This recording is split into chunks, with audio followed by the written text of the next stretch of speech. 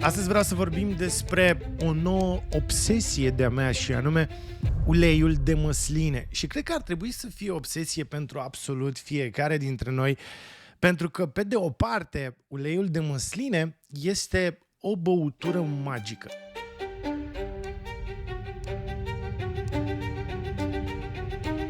Este un lichid auriu magic care a fost considerat lichid sacru mii de ani.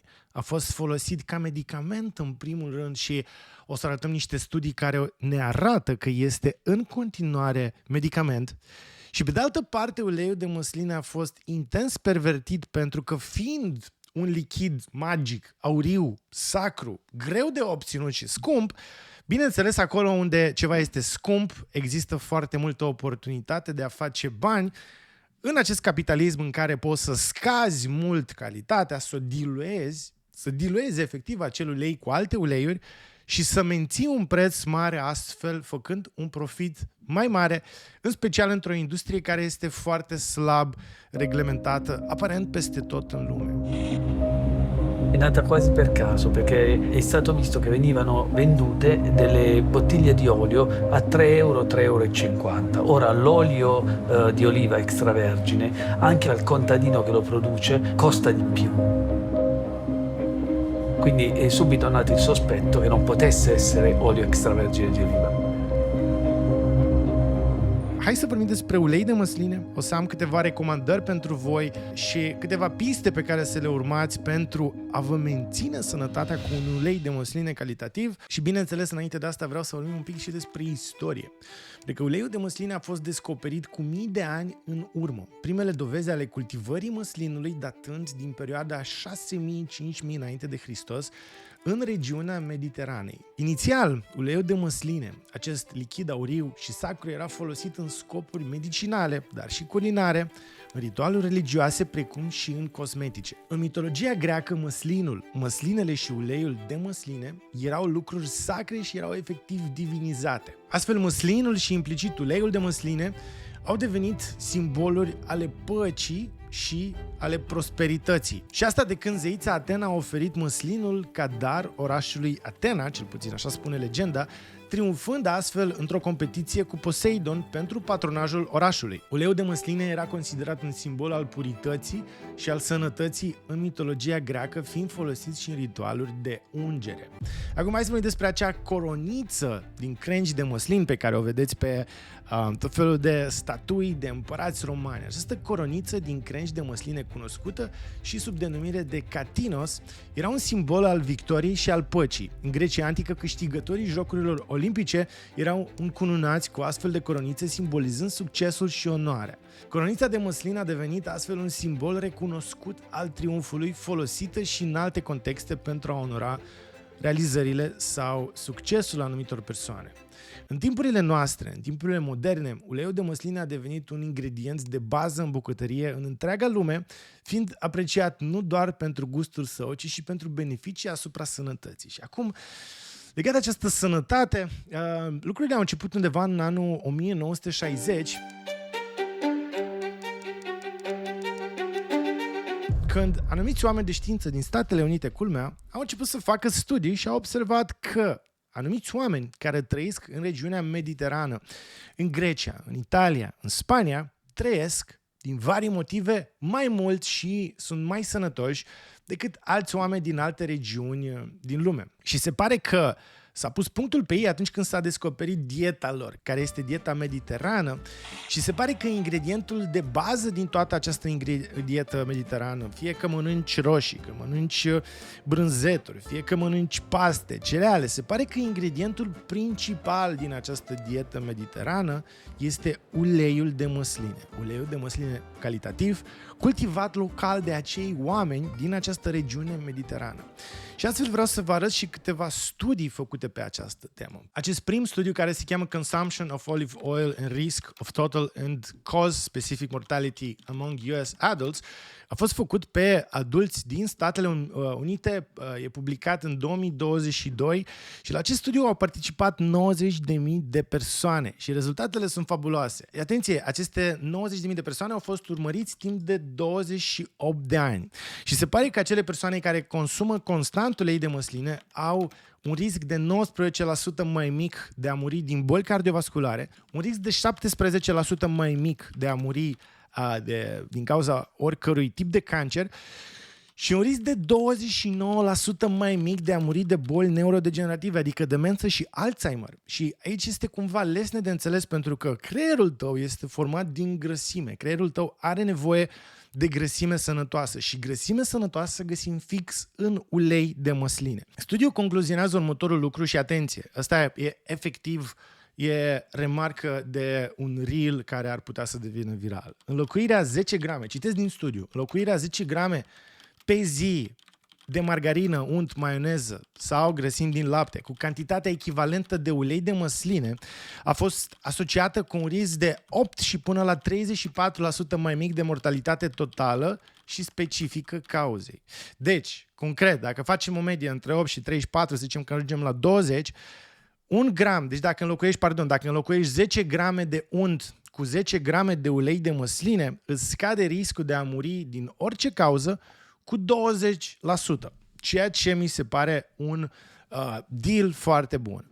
Acum, dacă mergem la următorul studiu care se cheamă Is Olive Oil Good For You?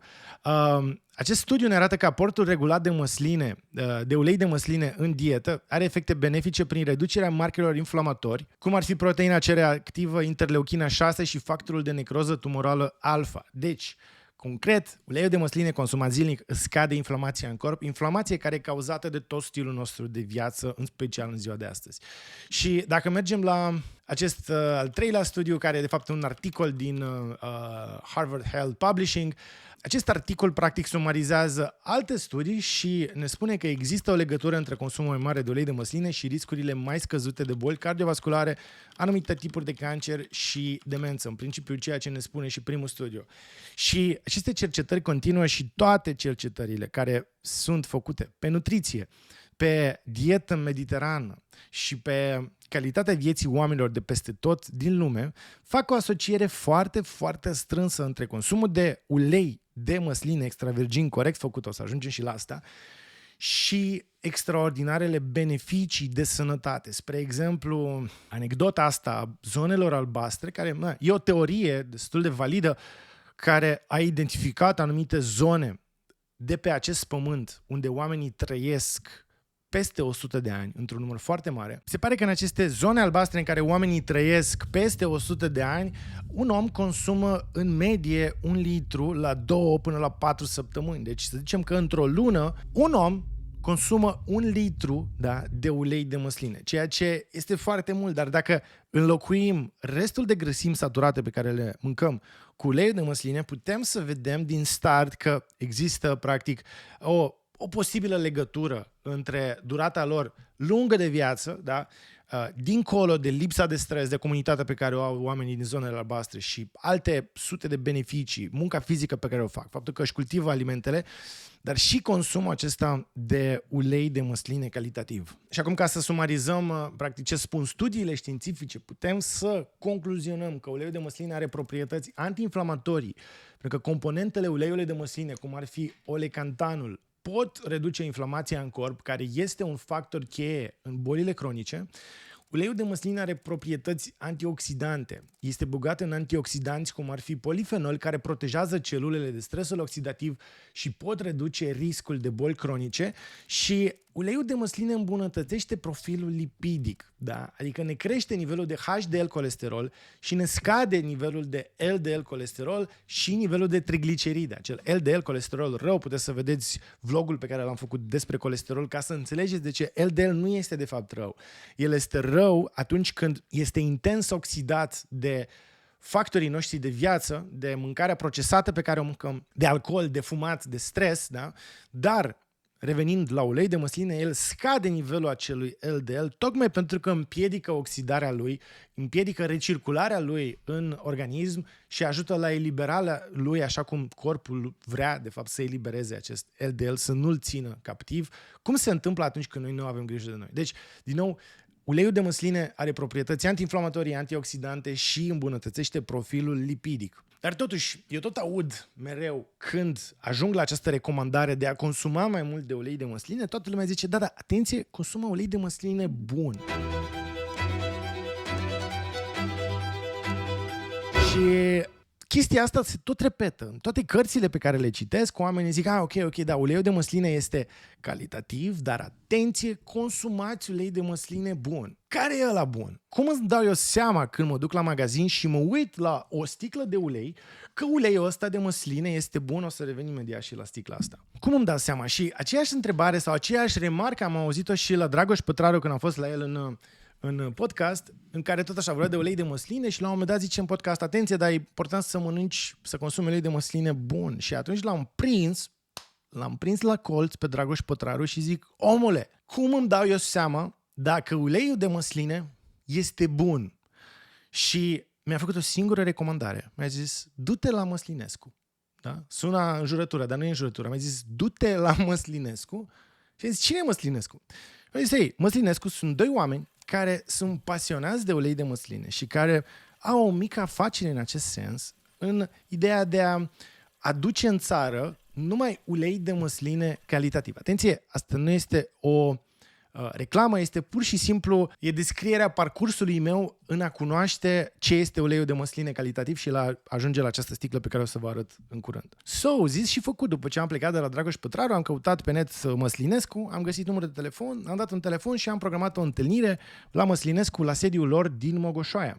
Și când am ajuns acolo, la Măslinescu, după toată povestea pe care am auzit-o despre ei, sunt doi oameni, este un cuplu practic, oameni pasionați de ulei de măsline, care călătorind prin lume și-au dat seama că uleiul de măsline în anumite părți ale lumii are un gust complet diferit. Și căutând și ajungând la ferme și la producători locali de măsline și de ulei de măsline, și-au dat seama cât de diferit este gustul unui ulei calitativ făcut ca lumea, original de la mama lui, și uleiul pe care îl găsim cu toții în comerț, care are un gust râncet și care e o amestecătură. O să vedem imediat de ce. Văzând asta, au început să aducă ulei de măsline în țară și și-au dat seama cât de greu este să aduci un ulei calitativ. Și astfel s-a creat Măslinescu. Puteți să intrați pe măslinescu.ro să vedeți cu ce se ocupă ei.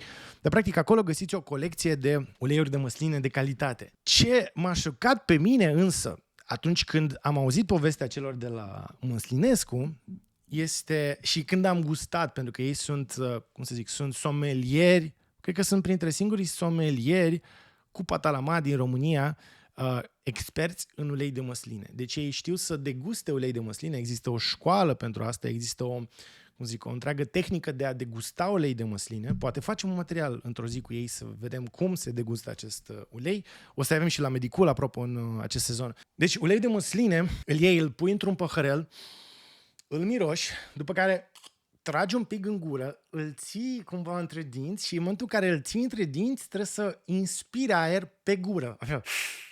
L-ai inspirat, aerul ajunge în faringe, în nazofaringe, ca să simți toată aroma uleiului, după care el se înghite. În momentul în care înghiți uleiul de măsline, toți acei polifenoli și antioxidanți, dacă s-au păstrat în uleiul de măsline, o să te gâdile la gât și o să-ți vină să tușești. Deci uleiul de măsline original, când îl deguști, tușești, n-ai cum altfel. Uleiul de măsline din comerț, posibil să nu te facă să tușești, ceea ce trebuie să spună un semn de întrebare. În momentul în care miroși un ulei de măsline, el trebuie să aibă miros de iarbă verde combinat cu citrice, combinat cu codiță de roșie, da? Coadă de roșie, cum era o roșie. Cam astea sunt mirosurile pe care le simți în momentul în care miroși un ulei de măsline făcut corect. Și ceea ce am fost practic șocat să aflu era faptul că nu gustasem probabil niciodată în viața mea un ulei de măsline extra virgin corect făcut, nu știam ce gust are și am fost șocat să descoper ce cumpăram eu până atunci de pe rafturile supermarketurilor în care pur și simplu mă duceam, puneam mâna pe o sticlă de ulei și plecam acasă fără să mă uit la ce scrie pe acea sticlă de ulei. Și acum, dacă o să căutați pe net sau mergeți în supermarket, o să pună și Sorin probabil câteva imagini acum pe internet ferind brandurile, ca să nu ne dea nimeni în judecată, dar ceea ce puteți să faceți voi pentru voi este să mergeți la un magazin și când întoarceți sticla de ulei de măsline sau luați-o pe aia de acasă de la voi și întorceți-o, da? Uitați-vă pe spatele ei, o să vedeți că pe spatele ei o să scrie selecție de uleiuri din Uniunea Europeană, sau o selecție de uleiuri din Uniunea Europeană și din afara Uniunii Europene. Adică selecție de uleiuri de peste tot.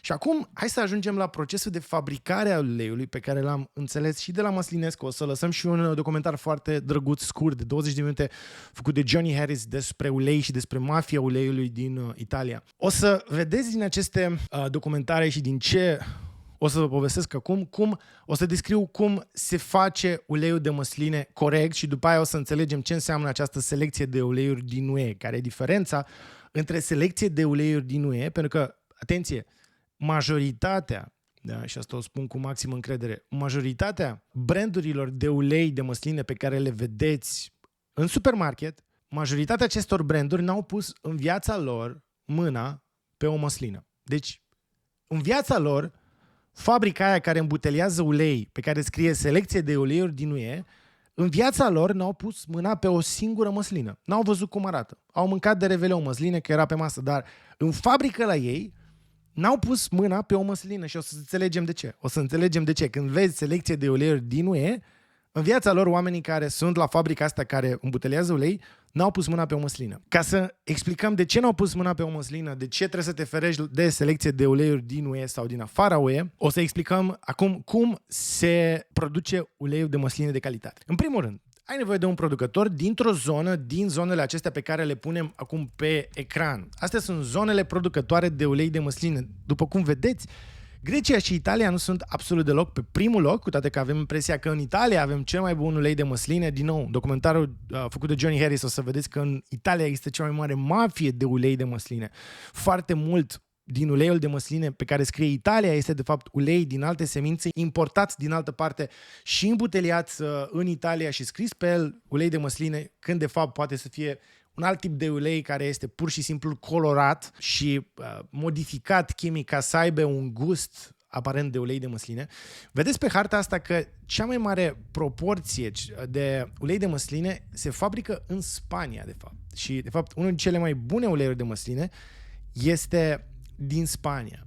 So, ai nevoie de un loc, da, prielnic în care să cultivi măslini.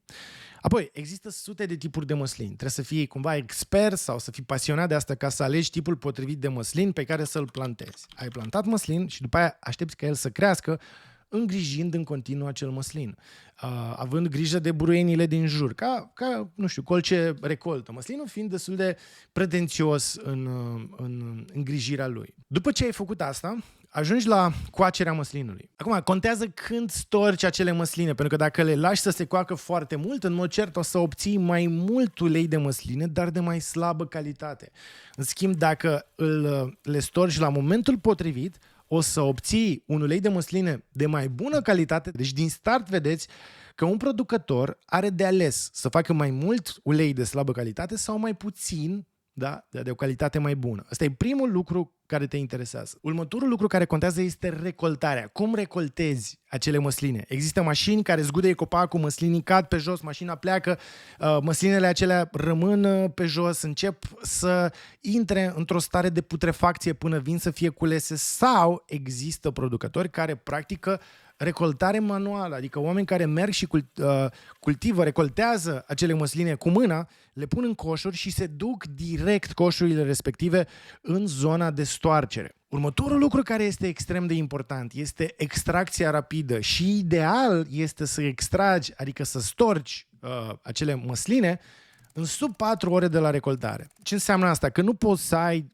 nu știu, sute de hectare, să culegi măslinele, să le lași peste noapte, să aștepte să fie stoarse. Tu trebuie să te duci direct la pomii de lângă facilitatea ta de stoarcere, ai cules măslinele, le-ai dus înapoi la facilitatea de stoarcere și storci acele măsline în sub 4 ore. Și după ce le-ai stors, în sub 4 ore de preferat, trebuie să depozitezi corect acel ulei de măsline, pentru că el pur și simplu, deci măslina se ia, se stoarce de ulei, uleiul stors se pune direct în sticlă de sticlă, se sigilează și se pune la loc întunecat și rece. Da? Deci ăsta este procesul prin care se obține un ulei de măsline extra virgin de calitate. ai o locație bună, ai pomi, da, măslini buni, culegi acele măsline la momentul potrivit, de preferat cu recoltare manuală, oameni care culeg măslinele le pun frumos în niște coșuri, iar coșurile ajung în sub 4 ore direct la stoarcere, în sub 4 ore uleiul a fost stors, pus la depozitat și stă în loc rece și întunecat. Acum, s-au făcut niște calcule și se pare că 1 litru de ulei de măsline stors în acest fel, doar producția lui, deci doar până ajunge să fie pus în sticlă, fără costul sticlei, fără aparatură, fără nimic, doar oamenii care se duc și au grijă de pom și se ocupă de stoarcere, doar oamenii costă 10 euro per litru. Da? Gândiți-vă la prețurile pe care le avem noi în supermarketuri. Deci 10 euro pe litru costă doar munca, da? Pentru a produce acel litru de măsline. Da?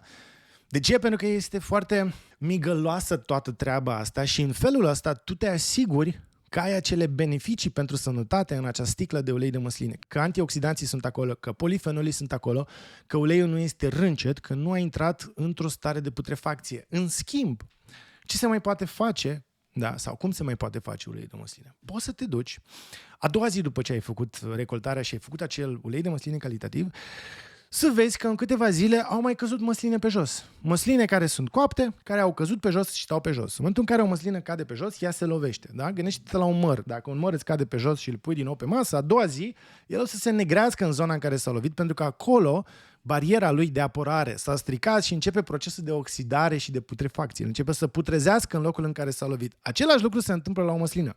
Iar când e coaptă și cade pe jos și stă pe jos, mai mult de câteva zile, ea intră în această stare de putrefacție. Ea începe să se oxideze și să se strice. Tu poți foarte bine să strângi acele măsline restante, să le depozitezi din nou încă o zi și să le storci după aceea. Și ghiși ce? După ce o să storci acele măsline, o să-ți rezulte un ulei de măsline râncet, de slabă calitate, dar acela este tot ulei de măsline. Și de regulă, astfel de producători serioși, da, producători care își fac propriul lor ulei de măsline, uneori se duc în zona asta neserioasă și iau acest rest de măsline care le-au rămas, storc acel rest de măsline, obțin un ulei de slabă calitate și nu îl îmbuteliază în sticle, ci îl bagă într-o cisternă mare pe care o trimit la un alt producător mare. Iar acel producător mare ceea ce face este să cumpere astfel de cisterne de ulei de măsline, nu le interesează cum e acel ulei de măsline, de peste tot din lume. Și astfel el pur și simplu strânge aceste sute de cisterne și din Italia și din Grecia și din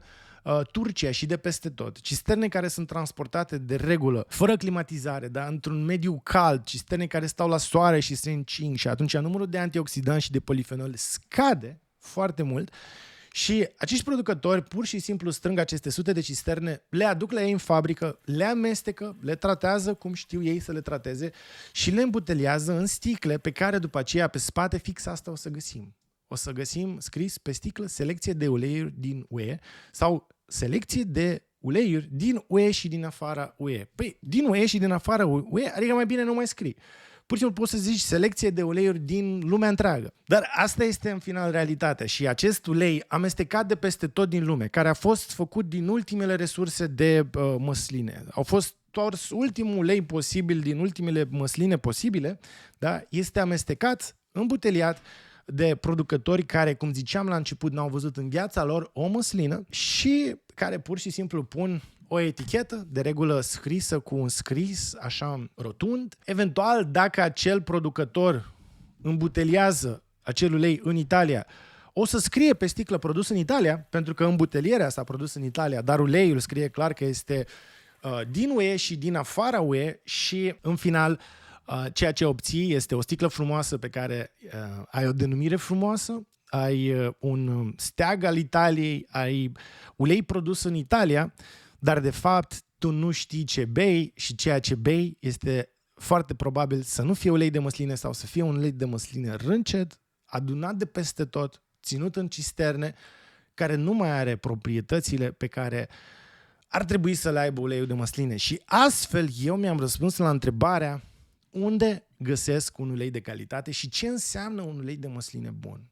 Repetăm, un ulei de măsline bun trebuie, de regulă este făcut de un producător mic, care face asta de mult, care își cultivă propriile măsline, care are facilitatea de stoarcere în ferma sa, la mică distanță, care se duce cu oameni, culege măslinele de preferat în mod manual, în sub 4 ore le duce la stoarcere, le stoarce, le îmbuteliază și le lasă la temperatură mică și la întuneric.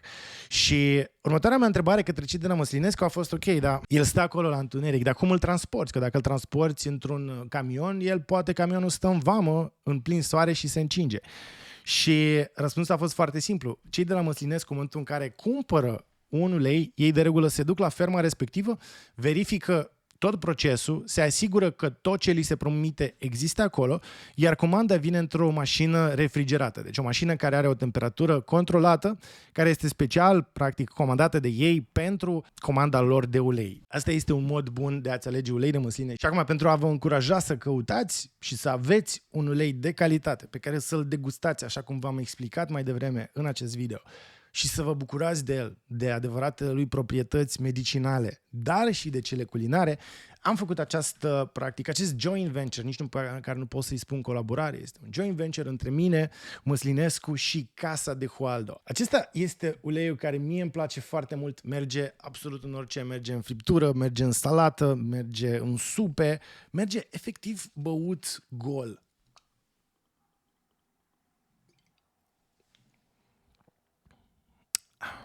Atenție, uleiul. Deci da, uleiul bun n-are cum să te lase fără această tuse. Îl miroși. Îl bei.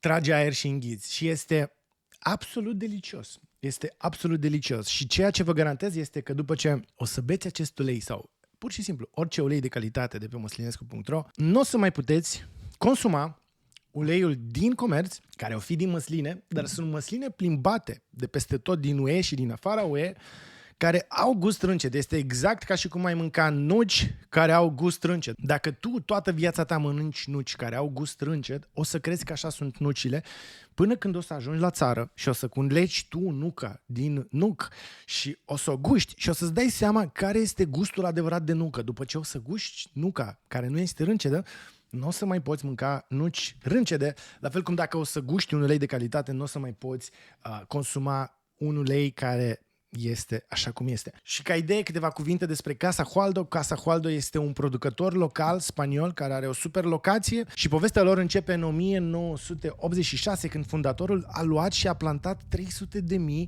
de măslini și atunci cultivă acești măslini, tehnica lor s-a tot îmbunătățit și este o combinație între inovație tehnologică și lucru manual și grijă față de procedeele lor. Ceea ce fac ei este să recolteze măslinele la momentul potrivit, să le ducă în sub 4 ore la stors, practic la presat la rece și pur și simplu sunt măslinele alea presate, se stoarce acel ulei extra virgin, se îmbuteliază direct în aceste sticle de sticlă, se pun la păstrare și sunt așteptate să fie preluate de alte mașini care le transportă la temperaturi scăzute și la un mediu închis, la întuneric, pentru ca tu să primești această sticlă pe masa ta. Ăsta este motivul pentru care am ales să colaborez cu acest producător spaniol de ulei de măsline și un alt motiv, bineînțeles, este acela că uleiul ăsta, din toate pe care le-am gustat, mi s-a părut cel mai bun și cel mai potrivit în toate tipurile de mâncare. Fie că mâncați pește sau paste, fie că faceți o salată, fie că faceți supă de legume, acest ulei este potrivit absolut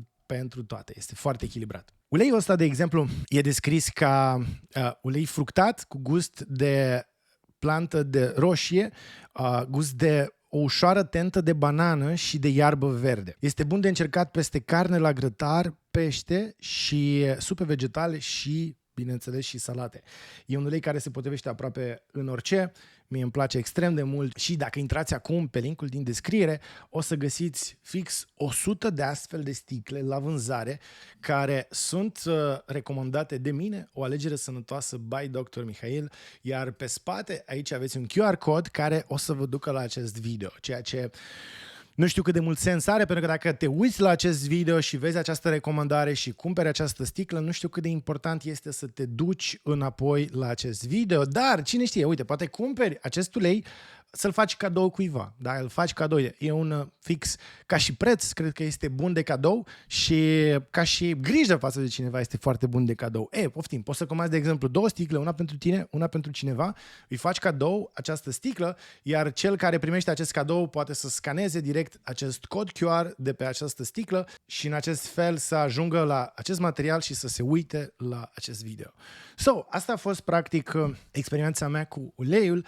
Și de când am avut această experiență cu uleiul de măsline, nu am mai cumpărat ulei de măsline din comerț și am de acum o sursă bună de ulei de măsline. Dacă o să vă placă, dacă o să se vândă rapid aceste 100 de sticle, probabil că o să mai facem o altă tură mai mare de ulei de măsline, Casa de Hualdo, colaborare cu mine, Dr. Mihail. Mi se pare atât de tare, efectiv, mi se pare super tare că am reușit să fac această colaborare și să am fățăul meu pe o sticlă de ulei de măsline de calitate, sănătos. Prețul o să-l găsiți pe site, probabil că o să fie undeva în jur de 80 de lei, dar încă nu este clar stabilit și, din nou, e posibil să ți se pară un preț mare, da, este un preț mare. Deja uleiul de măsline era destul de, să zic, costisitor luat din comerț. Acum e aproape la preț dublu, dar după ce înțelegi cum se fabrică acest ulei de măsline, ce proprietăți are și cât de greu este să-l aduci în această fază pură a sa, da? Și de calitate, cât de greu este să-l aduci și să-l ai pe masă, o să înțelegi probabil că e mai bine să ai doar o astfel de sticlă la tine în bucătărie decât alte 3 sticle de ulei de măsline râncet. Oameni buni, acesta a fost video de astăzi despre ulei de măsline. O să las link către sticla asta unde o puteți găsi pentru a fi cumpărată jos în descriere. O să las link la documentarul lui Johnny Harris care mi-a plăcut foarte mult și la studiile pe care le-am citat în acest material. Dacă aveți întrebări, puneți-le jos în comentarii și apropo, dacă sunteți curioși totuși despre colesterol, despre grăsimi saturate, nesaturate, LDL colesterol, HDL colesterol, spre exemplu, acest ulei pe spate, pe etichetă la Nutrition Facts, avem la 100 de ml de ulei 91 de grame de grăsimi, dintre care 16 grame saturate, 69 de grame nesaturate, adică grăsime super sănătoasă și 5,4 grame grăsimi polinesaturate, adică mega super sănătoase. Astea sunt valorile nutriționale ale acestui ulei și, cum ziceam, dacă vreți să aflați mai multe despre colesterol, avem un întreg material aici.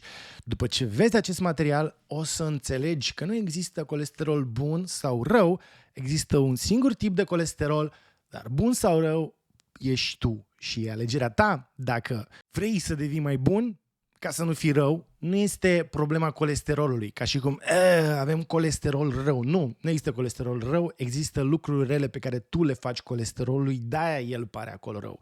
Dacă vrei să înțelegi toate lucrurile astea, acest video este pentru tine. Pe curând!